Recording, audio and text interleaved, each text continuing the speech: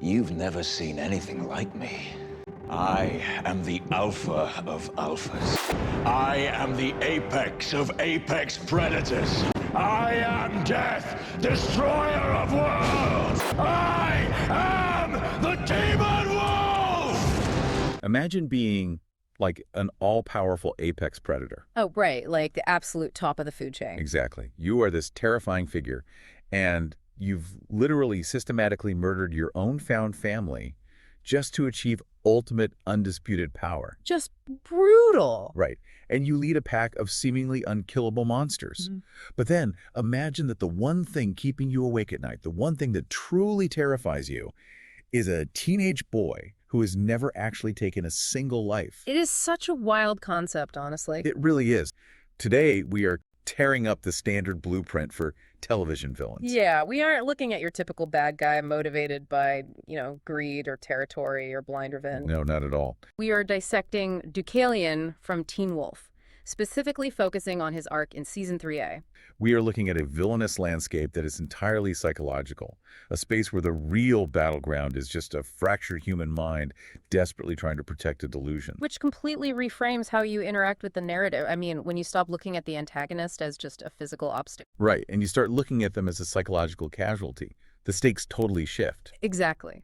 Because the conflict here isn't about claws and fangs, it's an ideological panic. And to map out this panic, we are leaning heavily on an incredibly thorough analysis from Paul from Teen Wolf News. And we're cross-referencing Paul's notes directly with the established lore found in the official Teen Wolf wiki. Because the official canon paints this fascinating picture right from the very start. It does. Early on, Deucalion is confronted by a mercenary named Braden. But defiant, aren't you? Because I know something. I know you're afraid of him, Of a teenage boy. of the man he'll become. I'm aware of a certain potential threat. And that admission is totally the key that unlocks his entire character, isn't it?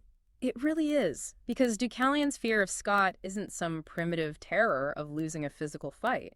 It's the fear of being proven fundamentally wrong about how the universe operates. Oh, wow.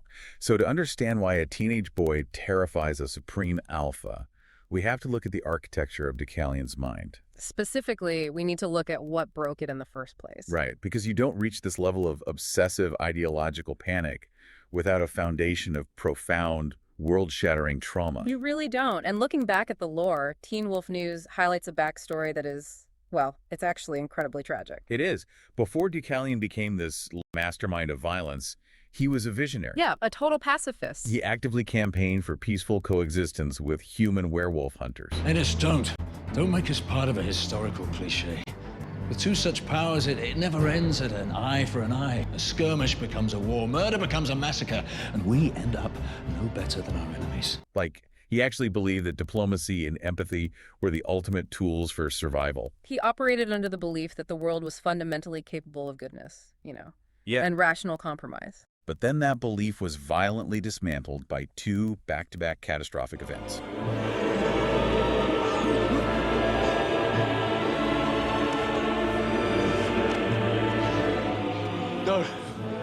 Don't do this. I had a vision of peace.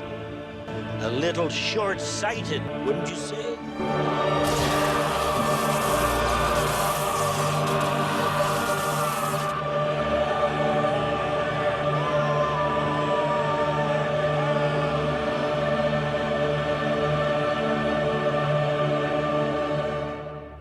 Just horrific stuff. And that physical trauma is horrific on its own, obviously. It leaves him vulnerable, navigating the world in sudden darkness. But the psychological kill shot happens immediately afterward, doesn't it? Exactly. The eyes will heal physically, but your sight is...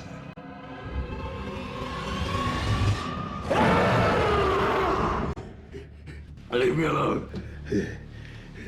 Marco, I said, leave me alone.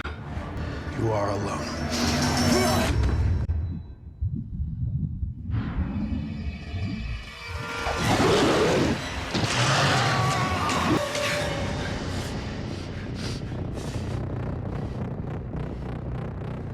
someone he considers family attempts to execute him while he is weak. It is just the ultimate betrayal.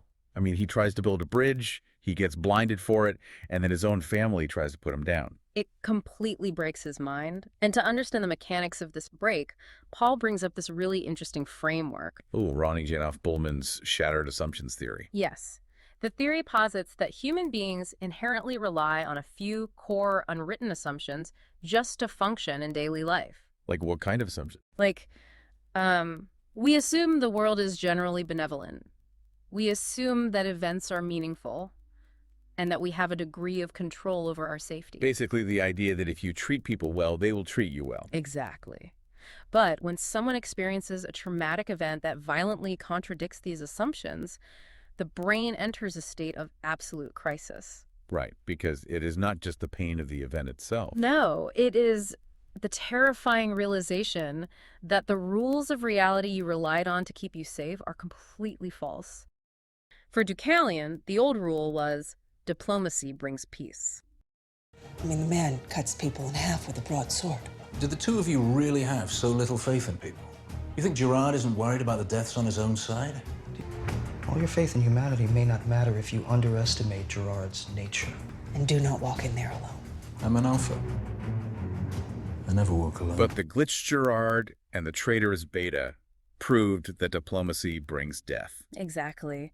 Deucalion didn't just adapt to his trauma, he suffered a complete trauma-induced psychosis. A psychosis. Yeah, his original reality collapsed so entirely that patching it up just wasn't an option. To survive the sheer psychological agony, he had to build a new, impenetrable reality. So he constructs this rigid, absolute delusion. Yes, his pacifism was a fatal weakness.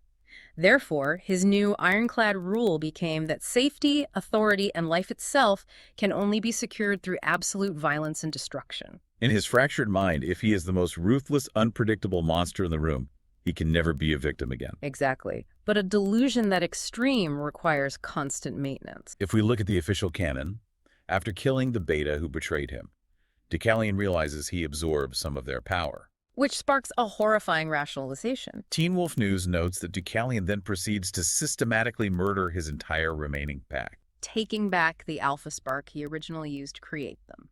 and from the ashes of his murdered family, he forms the Alpha Pack. You want me to kill my own pack? No. I want you to kill one of them. And do that, and I won't have to ask you to kill the others. You'll do it on your own. I did it. Ennis did. Carly did. Tell him what it's like, Carly, to kill one of your own. Liberating. He builds a pack composed entirely of alphas who have slaughtered their own betas. It operates less like a traditional wolf pack, which is based on family and mutual protection, and way more like a violent religious cult. The Church of Deucalion, basically. Exactly. Preaching a dogma that raw power through murder is the absolute only truth. But when you actually analyze the followers of this cult, the entire structure starts to look incredibly fragile. Oh, completely. Teen Wolf News breaks down the pack dynamics, and it reveals that Deucalion didn't recruit true believers. We can group his followers by the specific psychological mechanisms he exploited to get them to join. Their recruitment was purely based on manipulating desperation. Paul points out that Ennis was driven by a need for revenge against hunters, right? Yeah, and Deucalion capitalized on that, convincing Ennis that slaughtering his pack was the only definitive way to gain enough raw power to survive. And then you have Kali, who represents a completely different recruitment tactic, exploiting loyalty. Paul's notes are very clear about Kali, aren't they? Very clear. Kali did not buy into the Church of Deucalion. She only joined out of a profound devotion to Ennis. And the official Teen Wolf Wiki provides the definitive proof of her lack of faith, too. When she is ordered to execute her own emissary, Julia Bakari, who of course later becomes the Durak, Jennifer Blake, she hesitates. She can't easily bring herself to do it. I was Kali's emissary. And I was the one she couldn't kill.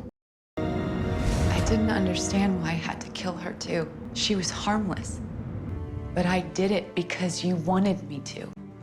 I did everything you asked to be a part of this pack. You did it to be with Ennis. So don't point that accusing toe at me. And think about it. If Kali truly believed in Deucalion's dogma, if she actually believed that murdering her pack was a righteous, necessary path to ultimate power, there would be zero hesitation. That moment of doubt exposes the unnatural, forced nature of the ideology. And the twins were in an even darker place. Much darker. According to the official canon, they were abused Omegas. That is the absolute lowest rank in a pack. They were enduring daily physical and emotional torture. Deucalion taught you. And then we fought. We took down the whole pack, one by one. And by the time we got to our alpha, he was begging for his life. And we tore him apart. So for the twins, adopting Deucalion's violent dogma wasn't some philosophical awakening. Not at all. It was a brutal survival mechanism. It was literally the only weapon they were handed to overthrow their abusers. They didn't love the ideology. They were just desperate enough to use it. Right. Deucalion didn't build a pack of like-minded visionaries. No. He surrounded himself with forced compliance to validate his psychosis. He built a massive, intimidating empire out of coercion and shared trauma. And that empire worked perfectly fine until someone comes along and proves that you don't need to be a monster to be powerful. Enter Scott McCall. Right. I'm not going to let you kill her. I still say we just kill him. We're not killing him. God. Were we planning to kill him or save him? Save him. Save him. Save him. Scott is a literal existential threat to Deucalion's psyche. Let's look at Scott's trajectory at the end of Season 2 through the lens of the official canon. Scott achieves a series of impossible victories. He defeats a corrupted alpha, Peter Hale. He neutralizes a supernatural killing machine, the Kanema. And he completely outsmarts Gerard Argent. The very man who blinded Deucalion. Exactly. And he accomplishes all of this using a non-traditional pack consisting mostly of ordinary human teenagers and one banshee. But the detail that truly shatters Deucalion's worldview is the fact that Scott achieves these monumental victories without taking a single life. He absolutely refuses to kill. Which introduces a critical psychological concept from the expert notes, Leon Festinger's theory of cognitive dissonance. Yes. Cognitive dissonance is the severe, almost unbearable psychological discomfort a person feels when they are confronted with concrete evidence that directly contradicts their deepest, most heavily invested beliefs. When your reality dictates that X is the absolute only truth, and then you witness Y happening right in front of you, the brain frantically tries to resolve the pain. People experiencing cognitive dissonance will often aggressively attack the source of the contradiction. Right? Yeah, or they double down on their original flawed belief just to avoid the agony of admitting they were wrong. If Scott's method of compassion and unity is actually effective, you aren't a brilliant survivor who made a tough call. No. You are just an arsonist who destroyed your own life for absolutely no reason. And Paul identifies this as the core conflict of the season. Deucalion's trauma-induced delusion insists that immense power can only be gained through violence and the theft of power via murder. But Scott McCall is on the verge of becoming a true alpha. Your eyes were red. Bright red. How is that possible? It's rare. Something that doesn't happen within 100 years, but every once in a while, a beta can become an alpha without having to steal or take that power. They call it a true alpha. It's one who rises purely on the strength of the character, by virtue, by sheer force of will. It is an organic, completely uncorrupted rise to power. So if Scott succeeds in becoming a true alpha, he serves as undeniable, living proof that Deucalion's philosophy is a lie. If ultimate power can be achieved through virtue and community, then Deucalion's brutal slaughter of his own betas was completely unnecessary. It means his sacrifices were meaningless. It means he isn't a dark visionary. He's just a monster who murdered his family. And Deucalion's psyche simply cannot survive that realization. The cognitive dissonance would trigger a total psychological collapse. He would have to face the overwhelming grief and guilt of what he has done. Which perfectly answers one of the most frustrating questions about Season 3A. The whole why doesn't he just kill him question. Yeah. If Scott is such a massive threat, why doesn't Deucalion just kill him? He commands a pack of alphas. He can easily snap Scott's neck and end the threat in 5 seconds. But killing Scott doesn't solve the ideological problem. He doesn't need Scott dead. He needs Scott to be corrupted. Exactly. The official canon explicitly lays out this strategy. There is this crucial moment where Mrs. Morel, the emissary, gives Scott a clinical, terrifying perspective on Deucalion's motivation. He wants a true alpha in his pack. He thinks it's you. Then what is he waiting for? What does he want me to do? He wants to make a killer out of you. That's what he does. But if I kill someone, I can't be a true alpha, right? You want the psychologist's perspective? He's an obsessive who both desires you and is threatened by you. He wants to make a killer out of you. That is the skeleton key to Deucalion's entire tactical approach. Deucalion's altered reality hinges entirely on Scott failing to achieve true alpha status naturally. Scott must be forced into a corner where he has to gain power the exact same way Deucalion did, by taking a life. Because at this point in the canon, before what we saw happen to Derek in the movie, the mechanics of the lore dictates that a potential true alpha would lose the ability to rise if they kill someone. Yes. The universe effectively stamps their soul, declaring them just another regular, potentially violent predator. So if Deucalion can force Scott to cross that line, Deucalion is psychologically saved. His violent philosophy is validated. He can look in the mirror and tell himself, see, when push comes to shove, even the great noble Scott McCall had to become a murderer to survive. I was right all along. It completely shields him from having to face his own guilt. He isn't fighting a physical war at all. He is desperately bailing water out of a sinking boat to keep his delusion afloat. And this profound desperation leads to massive, self-destructive tactical errors on his part. His psychological needs completely override his strategic logic. A prime example is the climax surrounding the lunar eclipse. Deucalion has an overwhelming physical advantage.